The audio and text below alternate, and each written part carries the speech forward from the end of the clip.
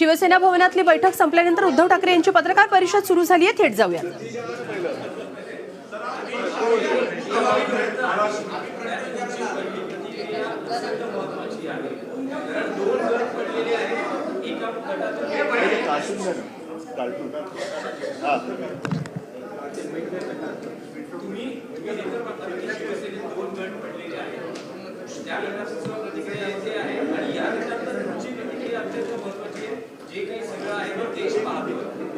मी एकच गोष्ट सांगेन, जे आता तुम्ही बोलत ते महत्वाचं आहे.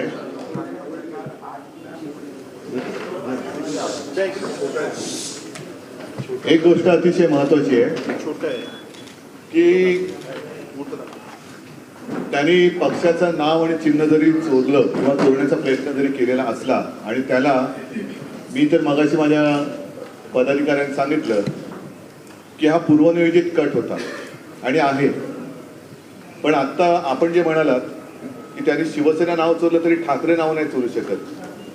त्याच्यामुळे एका गोष्टीत तर मी नक्कीच भाग्यवान आहे की मी बाळासाहेबांच्या आणि महाच्या पोटी जन्माला आलो. ते भाग्य काही त्यांना मिळालेलं नाही आणि ते भाग्य त्यांना दिल्लीवाले काही देऊ शकत नाहीत. कारण दिल्लीवाले किती जरी उठले मातले तरी ती माणसंच आहेत. प्रश्न एवढाच आहे,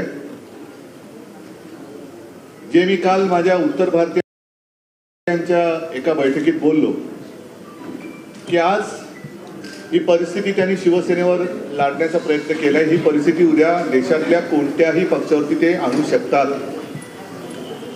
आणि आत्ताच जर का याचा मुकाबला केला गेला नाही तर कदाचित येत्या 2024च्या लोकसभेची जी निवडणूक आहे ती आपल्या देशातली शेवटची निवडणूक ठरू शकेल. कारण त्याच्यानंतर हुकुमशाहीचा नंदानाद सुरू होऊ शकतो. हिंदुत्व नक्कीच, आम्ही हिंदुत्व काय सोडलेलं नाही, सोडणार नाही, पण आमचं हिंदुत्व हे राष्ट्रीयत्व आहे. त्याच्यामुळे राष्ट्र प्रथम आणि हिंदुत्वाचा बुरखा घालून राष्ट्र गिळायला जर कोणी निघाला असेल तर एक कडवट सच्च्या राष्ट्रवादी, आता राष्ट्रवादी म्हटल्यानंतर पुन्हा तुम्ही पवारांशी संबंध नका लावू, राष्ट्रीय हिंदू म्हणून जे या विचाराचे आहेत त्यांनी लढाईला उभं राहिलं पाहिजे. आज एक कार्टून मी तुम्हाला दाखवतोय मुद्दामून, मिड डे मध्ये छापून आलेलं आहे. आता असं म्हणतात की काही शब्द जे काही काम करू शकत नाहीत किंवा साधलं जात नाही काही असंख्य शब्दांनी, ते एका कार्टून मध्ये साधलं जातं.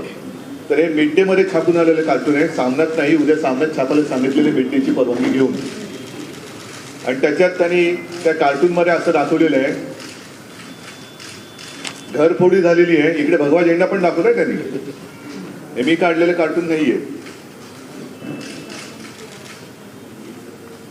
आणि त्याच्यात तो पोलीस जो आहे तो त्या घरमालकाला सांगतो की हे has 2/3 of your assets, that means it all belongs to हिम.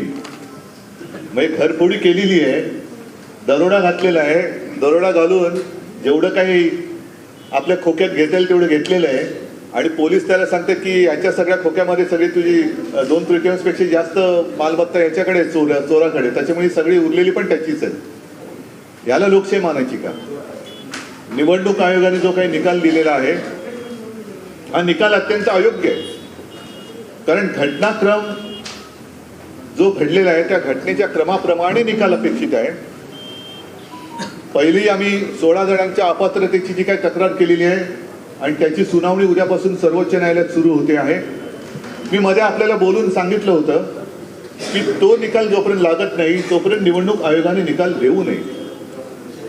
ज्या पद्धतीने निवडणूक आयोगाने निकाल दिलेला आहे तो अयोग्य आहे आणि त्याला आम्ही आव्हान दिलेलंच आहे सर्वोच्च न्यायालयात. आमची विनंती की उद्या त्याची सुनावणी व्हावी, आम्ही अशी प्रार्थना सर्वोच्च न्यायालयाला केलेली आहे. मुद्दा काय येतो की 2/3 हे कधी घडले? ते एका संख्येने गेलेत का? तर गेलेले नाहीत. 16 जण आधी गेलेत, त्यांची अपात्रतेची केस ती तिकडे दाखल आहे. त्याच्यानंतर मला वाटतं 23 जणांच्या अपात्रतेची आम्ही तक्रार केलेली आहे, ती केस चालू आहे. त्याची टोटल मारून जर 2/3 करणार असाल तरी सुद्धा घटनेमध्ये असं लिहिलेलं आहे की 2/3 कुठल्या तरी पक्षामध्ये विसर्जित व्हायलाच पाहिजे. ते विसर्जित झालेले नाहीत. त्याच्यामुळे ते घटनेच्या नुसार जे काही घटनातज्ञ माझ्याशी बोलले त्यानुसार ते अपात्र ठरवले गेलेच पाहिजेत अशी एक घटनेच्या मध्ये जी काही नमूद केलेली कलम आहे त्यानुसार जे लिहिले त्याप्रमाणे हे व्हायला पाहिजे. आता त्याच्या आधी निवडणूक आयोगाने ही घाई करण्याची काय गरज होती? मधल्या काळामध्ये ज्या पद्धतीने निवडणूक आयुक्त नेमले गेले ती प्रशांत भूषणने एक केस केलेली आहे आणि त्यातले एक वादग्रस्त आयुक्त या 3 आयुक्तांमधले एक आयुक्त आहेत. जर मी चुकत असेल तर मी माफी मागेन, पण जर मी बरोबर बोलत असेल तर हा प्रश्न सगळ्यांनी विचारला पाहिजे की ज्यांच्या नेमणुकीवरती प्रशांत भूषण यांनी केस दाखल केलेली आहे की घाईघाई त्यांची नेमणूक कशी काय केली. बरी नेमणूक झालेली आहे, निवड नाही. म्हणजे आपल्या लोकशाहीचं सर्वात मोठं एक दुर्दैव असं आहे की पक्षांतर्गत लोकशाही पाहिजे, पक्षांतर्गत निवडणुका पाहिजेत, देशात निवडणुका पाहिजेत. सगळ्या गोष्टी जर निवडणुकीने होत असतील आणि निवडणूक आयुक्त मात्र नेमणुकीने होत असेल तर मग लोकशाहीचा मूळ जो गाभा आहे तोच कुठेतरी धोक्यात येतोय. जसं सर्वोच्च न्यायालयाचे ते कॉलेजियम आहे किंवा की काय त्याला एक शब्द आहे मराठीमध्ये न्यायवृंद, त्याच्यावरती आता आक्षेप घेतला गेला होता केंद्रीय कायदा मंत्र्यांनी रिजिजू आणि लोकसभेच्या अध्यक्ष राज्यसभेच्या सभापतीने. पण न्यायमूर्ती खंबीर राहिले म्हणून सरकारला बॅकफुटला जावं लागलं. म्हणजेच काय की निवडणूक आयुक्त आम्ही आमचे चाकर असतील तेच नेमणार, न्यायालयामध्ये सुद्धा आमचीच हुकूमत चालणार. अशा पद्धतीने जर का केंद्र सरकार जाऊ इच्छित असेल आणि जायला त्यांनी सुरुवात केली असेल तर एका गोष्टीबद्दल मला नक्कीच समाधान आणि आनंद व्यक्त करायचा आहे की या त्यांच्या जी काही एक बेधुंदी होती त्याला सर्वोच्च न्यायालयाने चाप लावला. म्हणून आम्ही तुमच्याच माध्यमातून आणि प्रसिद्धी प्रिंट मीडियातून वाचलं की सर्वोच्च न्यायालयाच्या ठामपणापुढे केंद्र सरकारला माघार घ्यावी लागली. जर सर्वोच्च न्यायालय उद्यापासून सुनावणी घेतच आहे आणि त्या सुनावणीचा निकाल काय लागू शकतो हे घटनातज्ञांनी सांगितलेलं आहे. म्हणून कुठेतरी गुंतागुंत वाढावी म्हणून घाईघाईने निवडणूक आयोगाने हा निकाल तर दिला नाही ना, तीच शक्यता मला जास्त वाटते. कारण आजपर्यंत मला नाही आठवत असं कुठे झालंय की एखाद्या पक्षामध्ये वाद निर्माण झाल्यानंतर चिन्ह गोठवलं जातं, नाव गोठवलं जातं. जे नाव आणि चिन्ह आमचं अंधेरीच्या पोटनिवडणुकीचं निमित्त सांगून गोठवलं गेलं होतं. मग मला कुठे मुखवटा घालण्याची गरज नाही. मी सरळ शिवसेना उद्धव बाळासाहेब ठाकरे या नावाने आणि मशाल चिन्ह घेऊन निवडणूक लढली. आमच्या पक्षाने ती निवडणूक जिंकली. ज्यांनी घाईघाई ते चिन्ह गोठवून घेतलं होतं त्यांनी आणि त्यांचे राजकीय जे कोण त्यांनी म्हणतात, कारण काल मला वाटतं कोणतरी म्हणाले की अमित शहा त्यांना वडिलांसारखे आहेत. आता किती लोक त्यांना वडिलांसारखे वाटतात मला माहित नाही, माझे वडील तर ते चोरतातच आहेत. तर त्यांनी निवडणूक ती लढण्याची हिंमत पण नाही दाखवली. अशा पद्धतीने ह्या सगळ्या गोष्टी घडताना कुठेही जे मी तुम्हाला सांगत होतो की जसं पूर्वी काँग्रेसमध्ये सुद्धा वाद झाला होता इंदिराजींच्या वेळेला, तेव्हा सुद्धा सिंडिकेट आणि इंडिकेट असे 2 गट स्थापन केले गेले. त्यांचं मूळ एक पहिल्यांदा मला वाटतं आधी काय होतं, बैल जोडी एक होती, त्याच्यानंतर गाय वासरू होतं. तेव्हा गाय वासरू नका विसरू ही घोषणा गावोगावी खेडोपाडी गेली होती. ते गाय वासरू हे चिन्ह गोठवलं गेलं. मग इंदिराजींनी हात घेतला आणि मग ती हातची सफाई इतके वर्ष सगळ्यांनी बघितली.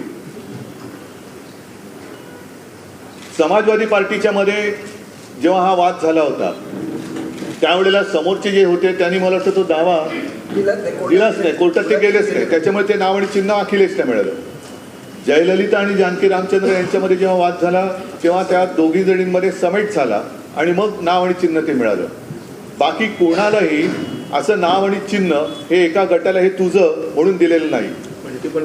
पंटी पण गोठवली नाही त्यांनी, मला वाटतं त्यांनी बदलली. ती पंटी विजली त्यांची, लोकांनीच विजवून टाकली. कारण तेव्हा त्यांची डिपॉझिट जात होती. हा मुद्दा मी बोलत होतो तेवढं तुम्ही मध्ये ती पंटी घुसवलीत. चिन्हाच्या बाबतीतच जे मी सांगत होतो तुम्ही मध्येच गडबड करून टाकली माझी, काहीतरी ती लिंक तोडली तुम्ही माझी. दुसरा पण आधी काही काय सांगत होतो, जनता वेगवेगळ्या असे वाद झाले तेव्हा चिन्ह गोठवलं पण त्यांना दिलं नाही, कोणाला चिन्ह कुणाला दिलं नाही. आणि पक्ष दोन्ही काँग्रेस नाही थांबा आता मध्ये बोलू नका कोणी. आता मधल्या काळामध्ये जेव्हा या वादाची सुरुवात झाली हे मी परवाच्या प्रेस कॉन्फरन्समध्ये सुद्धा बोललो की निवडणूक आयोगाने आम्हाला शपथपत्र सादर करायला सांगितले, प्रतिज्ञापत्र, मग सदस्य संख्या दाखवा. आता त्याच्यामध्ये 4-6 महिने गेले.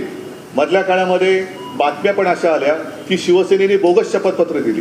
तिथे क्राईम ब्रँचचे पोलीस हे ठिकठिकाणी गेले आणि त्यांची शपथपत्र तपासली आणि त्याच्यामध्ये असत्य असं काहीच नाही आहे, ही शपथपत्र योग्य आहेत असाही दाखला त्यांनी दिला. मी तर लोकांना, माझ्या पदाधिकाऱ्यांना घरी बोलून सांगितलं होतं की कागदाची लढाई आहे, कागदाची लढाई आपल्याला कागदाने लढावी लागणार. तुम्हाला पदाधिकाऱ्यांना शपथपत्र द्यावी लागतील. 100 रुपयाच्या स्टॅम्प पेपरवरती आपण ती शपथपत्र दाखल केली. त्यांनी सांगितलेल्या फॉर्मॅटमध्ये ती आम्ही दाखल केली. गठ्ठेच्या गठ्ठे, तेव्हा पाऊस पण होता, त्या पावसामध्ये सुद्धा ट्रेननी आम्हाला तिकडे न्यावे लागले.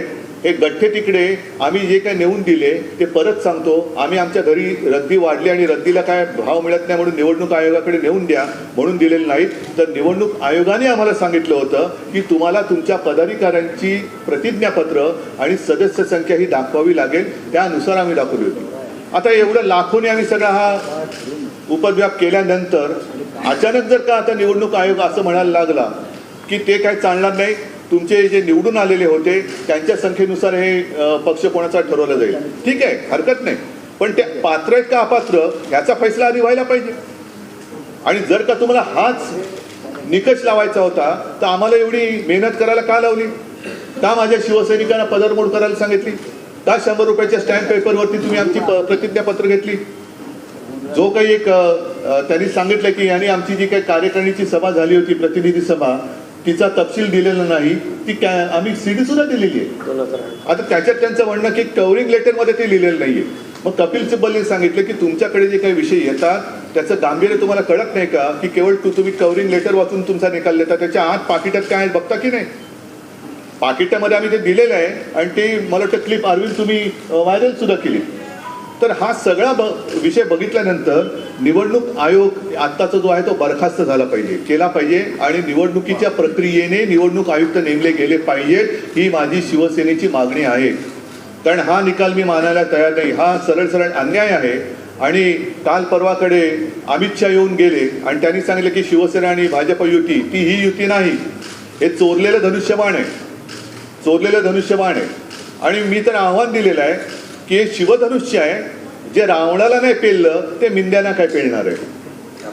मिंद्यांना तर पेलणंच शक्य नाहीये. पण त्याच्या मागे जो शिवसेना संपवण्याचा कट आहे, म्हणजे आज शिवसेना नाव आणि चिन्ह हे त्यांना देण्याचा प्रयत्न झालेला आहे. उद्या त्यांच्या ज्या केसेसमुळे ते तिकडे गेले त्या केसेसकडून यांना संपवलं तर शिवसेना संपली, असं जर का दिल्ली शहराचा डाव असेल तर हा एवढं काही सोपा नाहीये. आणि म्हणून मला असं वाटतं की एक शेवटची आशा सर्वोच्च न्यायालयाकडनं आम्हाला आहे. आम्ही निवडणूक आयोगाच्या विरुद्ध, कालच्या निकालाच्या विरुद्ध सर्वोच्च न्यायालयात गेलेलो आहोत. उद्या त्याची सुनावणी घ्यावी म्हणून सर्वोच्च न्यायालयाकडे प्रार्थना सुद्धा केलेली आहे. आणि आम्हाला खात्री आहे की त्यावेळेला दूध का दूध आणि पाणी का पाणी काय असतं ते झाल्याशिवाय राहणार नाही. ठीक आहे, हे एवढं मला म्हणून सांगायचं होतं. या पलीकडे तुम्हाला काही विचारायचं असेल विचारा.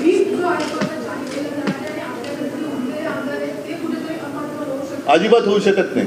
कारण याच्यामध्ये ज्या वेळेला 2 गटांना मान्यता दिली गेली त्यावेळेला दोन्ही गट आहेत हे मान्य केलं गेलेलं आहे. त्याच्यानुसार त्यांना ते नाव आणि चिन्ह, आम्हाला नाव आणि चिन्ह वेगळं दिलं गेलं. जो प्रश्न होता मूळ नाव आणि चिन्ह हे कोणाचं, ते तसं त्यांनी देता कामा नये, तसं ते देऊ शकत नव्हते. ती सगळी खातरजमा केल्याशिवाय आम्ही त्याला चॅलेंज दिलेलं आहे. पण त्या गटाला त्यांनी ते नाव आणि चिन्ह दिलेलं आहे. आमच्या गटाचा आणि त्या गटाचा संबंध नाही. आता 28 तारखेनंतर हे चिन्ह जे आहे ते तेवढीच मुदत राहणार आहे, त्याचं नाव देखील तेवढीच मुदत राहणार आहे. तुम्हाला नवीन चिन्ह आणि नवीन नाव शोधावं. मुळामध्ये पहिल्या प्रथम आम्ही सर्वोच्च न्यायालयात या आदेशाला आव्हान दिलेलं आहे. त्याच्यामुळे 2-3 दिवसात ते काय निर्णय देत आहेत हा पण एक महत्त्वाचा विषय राहील. आणि स्थगिती दिल्यानंतर शेवटी नाव आणि चिन्ह हे आम्हाला सुद्धा आमचं जे आत्ता तात्पुरतं जे काय आहे ते पुढे हे करण्यासाठी मागणी करावीच लागेल, ते त्यांनाही करावी लागेल. त्यांचं जे काय तात्पुरतं नाव आणि चिन्ह आहे ते त्यांच्यासाठी त्यांनाही मागणी ती करावी लागेल. नाही, या दरम्यानच्या काळात ते अपात्र ठरले तर काय होणार त्यांचं, हा पण प्रश्न आहे. मग ते 40 लोक अपात्र होतील.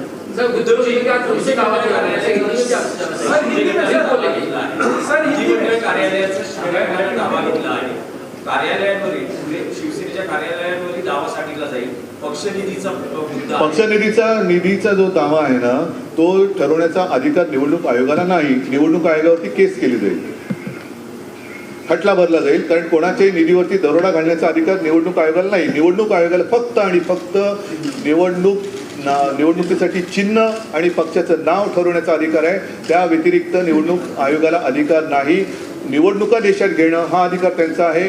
पक्षांतर्गत लोकशाही जिवंत आहे की नाही हे बघण्याचा अधिकार आहे. पण हे तुझं निवडणूक आयोग म्हणजे काही सुलतान नाहीये. शरद पवार आणि अरविंद केजरीवाल यांचा देखील आपल्याला फोन आला होता असं देखील बोलत आहे. मला शरद पवारांचा तर आलाच होता, ममता बॅनर्जींचा आला होता, नितीश कुमार माझ्याशी बोलतात ती जरा माझी चुकामूक झाली. अनेकांचे फोन येत आहेत, मी त्यांच्याशी बोलतोय. आणि मला असं वाटतं की हे जे प्रकरण आहे हे प्रकरण आता देशभर पेटेल. कारण आज एका पक्षावरती पाळी आणल्यानंतर उद्यासुद्धा बाकीचे पक्ष याच पद्धतीने ते संपवतील की काय ही भीती नागरिकांच्या मनात आहे. आणि मग देशातली लोकशाही जिवंत ठेवायची असेल तर ती लोकशाही 150 वर्षांच्या इंग्रजांच्या गुलामगिरीनंतर फक्त 75 वर्षच देशात शिल्लक राहिली होती का, असा प्रश्न आपल्याला भावी काळ विचारेल. उद्धव जी, आपका जो इम्पोर्टेंट विषय है चुनाव आयोग को बर्खास्त कर देना चाहिए, चुनाव आयोग की नियुक्ति नहीं होनी चाहिए, उसमें भी चुनाव होना चाहिए. अगर चुनाव आयोग जिसको कहा जाता है वो ही अगर उसकी नियुक्ति की जाए तो चुनाव आयोग कहाँ का. इसलिए मैं कहता हूँ कि वो बर्खास्त करना चाहिए. हमारा विश्वास बिल्कुल नहीं है. तो इसके पहले भी ईवीएम वगैरह सारी चीज़ों पर हमने हमारी आशंका जताई थी, आज भी सारे लोग जता रहे हैं.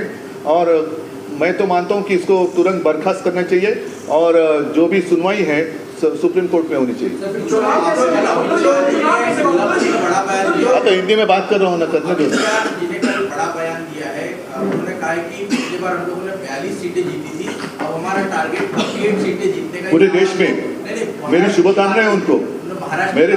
वो अमित शाह जी ने कहा 48 सीट तो पूरे देश में है, 48 सीट भी उनकी आई तो मेरी शुभकामनाएं उनको. ये देखो, जो देश की जनता है ना वो एकदम निस्वार्थीपणाने आणि प्रामाणिकपणाने बघत असते. याच्यामध्ये जर का असे लोकशाहीचं वस्त्रहरण करणारी लोक पुढे येत असतील तर लोक तर मला नाही वाटत त्यांना थारायचं. कोणी त्यांना मन आहे, त्यांचं म्हणणं आहे की उद्धव ठाकरे हे खूप सज्जन व्यक्ती आहेत, संत आहे. अरे वो तो संत आहे. शकुनी मामा त्यांच्या टुंगलमधून ते खचलेले होते असे त्यांचे आमदार आम्हाला सांगत होते. जाऊ द्या, गेलेल्याबद्दल वाईट बोलू नये. ते आता त्यांच्या घरी गेलेत तर त्यांच्याबद्दल आता कशाला वाईट बोलू. त्यांना त्यांचं आयुष्य मजेत घालू द्या.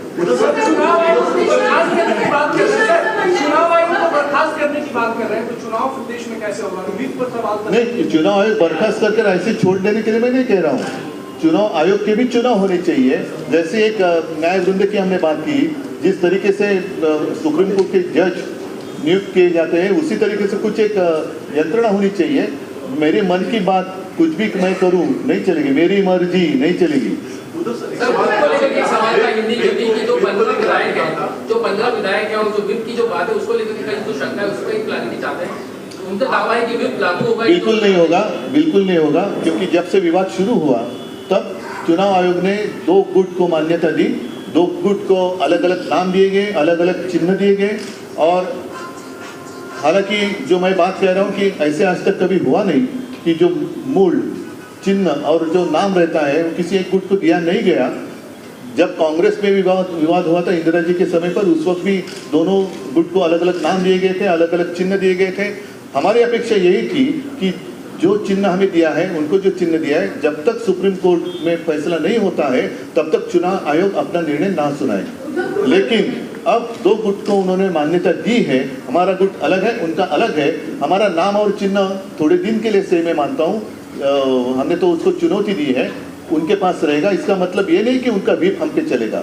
हम तो अलग, हम तो जहाँ थे वही है, घर के बाहर हो गए हैं.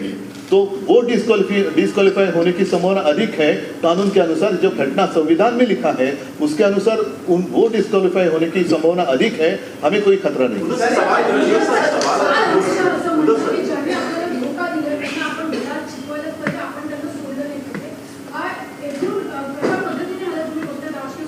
हे त्यांच्या मनातले जो काही डाकूपणा आहे तो समोर आलेला आहे. कारण दगा त्यांनी दिलेला आहे, मी नाही. मला त्यांनी ढकललेलं आहे.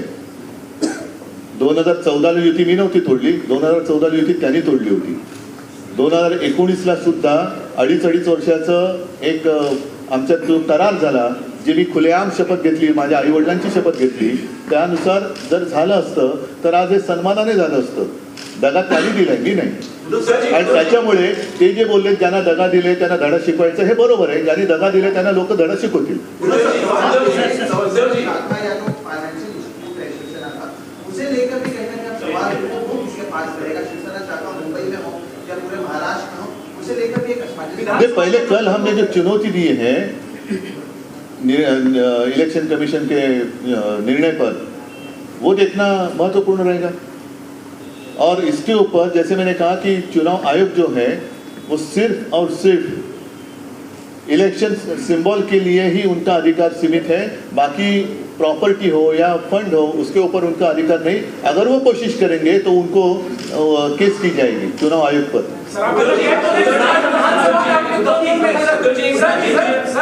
एक मिनिटाचं राहा. एक राजकीय विश्लेषण असं केलं जातं की 2019 मध्ये तुम्ही मोदी शहाची राजकीय शत्रुत्व घेतलं, काँग्रेस एनसीपी बरोबर गेला, महाविकास आघाडीचे मुख्यमंत्री झाला, त्याची मूळची राजकीय किंमत तुम्हाला मोजावी लागली. हे तुम्हाला वाटत असेल, पण कदाचित उद्याचा जो काय काळ आहे त्याच्यामध्ये यांचे चेहरे तर कळले, मुखवटे तर कळले. ज्यांना 25-30 वर्ष आम्ही आपलं म्हणून जपलं, अगदी मोदी आणि शहाना सुद्धा ज्या शिवसेना प्रमुखांनी वाचवलं, त्यांची नियत ही लोकांना कळावी, त्याच्यासाठी तरी घडलं असेल की हे काय आहे, खरं हिंदुत्व काय आहे हे लोकांना कळलं पाहिजे, म्हणूनच कदाचित त्या घटना घडल्या असतील.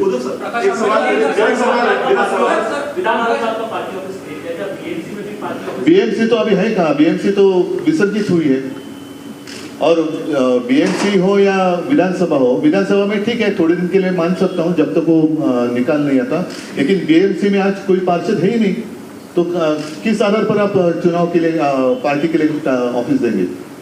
संख्या पर दिए जाते हैं ना, संख्या पर दिए जाते हैं. तो आज पार्षद ही नहीं है, तो बीएमसी का ऑफिस क्यों दिया जाए उनको? अगर वो भी देंगे तो गुनाह होगा वो, क्योंकि क्या आधार क्या है इनके पास? भले वो कहते हैं कि आज ठीक है, मैं मानता हूं कि कुछ विधायक और हमारे सांसद उनके पास है, लेकिन आज के वो सांसद और विधायक है, कारपोरेटर्स कहाँ हैं? तो उनके बाथरूम के आसपास उनको जगह अगर देते ठीक है, क्योंकि उनके पास पार्षद नहीं है, पार्षद ही नहीं है, इसलिए तो ऑफिस सील किए गए हैं. तो सील इनके लिए खोलेंगे वो. सवाल दो है. पहला सवाल ये है कि जो हुआ है चुनाव आयोग का, आप मानते हैं क्या इसको मान लिया जाए कि इमरजेंसी लेके या आप 2024 के बाद या जो भी होगा, जो भी रिजल्ट आएगा तब आप मानेंगे कि इमरजेंसी के हालात आ गए? पहला सवाल. देखो मुझे अभी पता नहीं, क्योंकि मैं पता नहीं बोल रहा हूँ किस बारे में बता रहा हूँ आपको, क्योंकि मैं अभी पिछले 1-2 घंटे से आपने देखा जब से आया हूँ यहीं पे हूँ. लेकिन मुझे खबर मिली है और आपके माध्यम से शायद दिखाई गई हो, तो आप कंफर्म करें कि छत्तीसगढ़ में कुछ ईडी वगैरह की रेड हुई है, उनके मुख्यमंत्री के निवास स्थान पर भी हुए हैं. तो ये कौन सा प्रजातंत्र है? ये कौन सा प्रजातंत्र है? अच्छा, वैसे अगर देखा जाए तो यूएस में उनके प्रेसिडेंट के ऊपर भी रेड पड़ी थी. तो इतनी डेमोक्रेसी क्या आपको मंजूर है? अगर डेमोक्रेसी आप मानते हैं और इसमें डेमोक्रेसी का हिस्सा मानते हैं, तो फिर यूएस की डेमोक्रेसी आपको मंजूर है क्या? और नहीं है तो फिर इसको तानाशाही कहना चाहिए क्या? तो पिछले 3 दिनों में आप तमाम अपने कार्यकर्ताओं से मिले, पार्टी लीडर्स से भी आपके साथ खड़े हुए हैं. चुनाव चिन्ह जाना, पार्टी का नाम जाना, गया नहीं है, चुराया है. एक सेंस आपने फील करने की कोशिश की होगी कि डैमेज क्या आपको एक लीडर के तौर पे एक डैमेज होता हुआ यहाँ पर चुनावों को ध्यान में रखकर या अपने जनता के बीच में जाने को लेकर एक हल्का सा एक डर, एक जहन में किसी भी तरह का कोई ख्याल इस तरह का आपको अभी तक देखने के लिए मिला? डर तो जरूर हुआ, क्योंकि जिन लोगों को हमने अपना माना, मित्र तो ठीक है, वो मित्र तो थे ही नहीं, लेकिन हमने हमारे परिवार के लोगों को जैसे हम संभालते वैसे हमने संभालने की कोशिश की. उन्होंने अपनी जो कहते हैं कि राजनीति में माँ शिवसेना, उसकी हत्या करे, उसका दर्द जरूर है. हत्यारा कोई और नहीं, वो हमारे घर का ही निकला, वही हमें दर्द है. और उसको उसी को सुपारी दी गई, उसका हमें दर्द. प्रकाश आंबेडकर जे म्हणताय की जर महाविकास आघाडी सोबत जाणार असेल तर आम्ही पुन्हा एकदा एकनाथ शिंदेची भूमिका घेऊ. ठीक आहे, त्यांच्याशी बोलून ना मी. हां, या सगळ्या घटना घडत असताना राज्यातल्या शिवसैनिकांशी संवाद साधण्यासाठी काही दौरा किंवा काही जरूर तुमच्या माहितीसाठी सांगतो. मगाशी सगळे माझे राज्यातले पदाधिकारी आले होते आणि त्यांच्यासमोर पहिले आमच्या ज्या काही टीम्स आहेत त्या टीम्स आता 25 तारखेपासून राज्यात पूर्ण गावोगावी जातील, शिवसैनिकांशी संवाद साधतील. माझ्यासुद्धा सभा आता पहिली 5 तारखेची सभा जाहीर होईल, त्याच्यानंतरची सभा जाहीर होतील आणि मी सुद्धा फिरणार आहे, राज्यामध्ये सभा घेणार आहे. आणि साहजिकच आहे, ज्या ज्या लोकांना हे पटलेलं नाही आहे असे असंख्य लोक ज्यांचा शिवसेनेशी संबंध नाही त्यांचे ते फोन करून सांगतायत.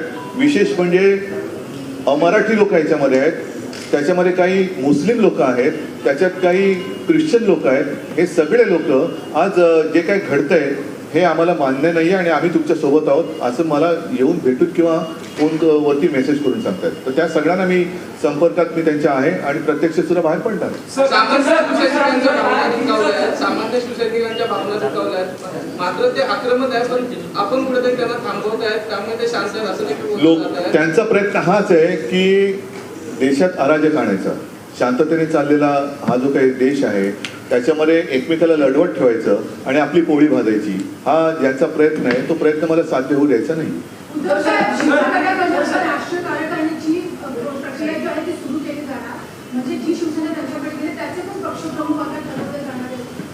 मला आता लोकांना हेच विचारायचं की जी शिवसेना आणि तुम्ही जे म्हणाला ठाकरे, आता त्यांनी बाळासाहेबांचं नाव आणि चेहरा वापरतायत, तो काढण्याची हिंमत दाखवावी आणि स्वतःच्या वडिलांचं किंवा स्वतःच्या नावाने शिवसेना चालून दाखवावी.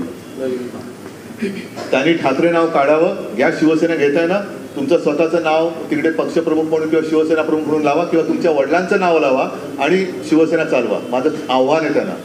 माझ्या वडिलांचं नाव चोरण्यापेक्षा स्वतःच्या वडिलांचं नाव लावा, स्वतःचा चेहरा लावा आणि लोकांच्या समोर या. लोक काय विचारतात बघा. खरं म्हणजे शिवसेना कोणाची हे दसऱ्याच्या दिवशीच जाहीर झालं होतं. ज्या पद्धतीने शिवतीर्थावरती शिवसेनेचा मेळावा झाला आणि जो विकतचा मेळावा तिकडे झाला ज्याचा हिशोब अजून येणं बाकी आहे BKCला, तिथून लोक कशी उठून गेली, त्याच्यानंतर तुम्हीच दाखवताय त्यांच्या सभा कशा रिकाम्या खुर्च्या पडतायत, लोक कशी उठून जात आहेत. तर हे पुरेच आहे, बोलकं चित्र आहे.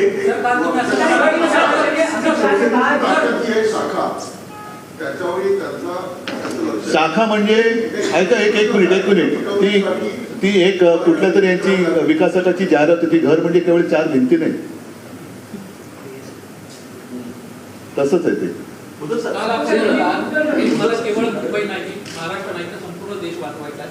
आगामी काळामध्ये नाही, मला म्हणजे मी सगळ्यांना आपल्याला म्हणून म्हटलं की मला म्हणजे प्रत्येक नागरिकाने हा विचार केला पाहिजे की मला आता देश वाचवायचा आहे.